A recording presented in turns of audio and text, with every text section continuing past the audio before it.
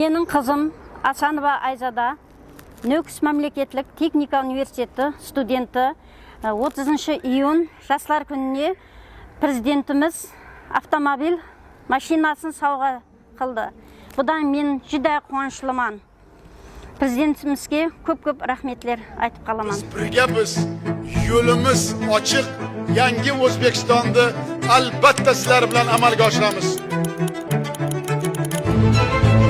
30 iyun sanasini mamlakatimizda yoshlar kuni deb e'lon qilsak, nima deysizlar?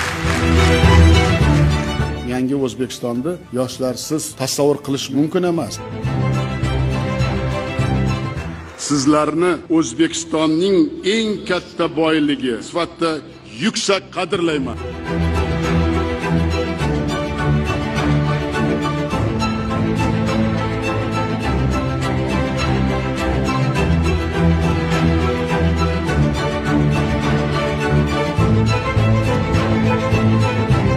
Ota-onalaring kutgan niyat, sizlarni baxtli qilmoqchiman, sizlar orqali yo'llaringni topib bermoqchiman.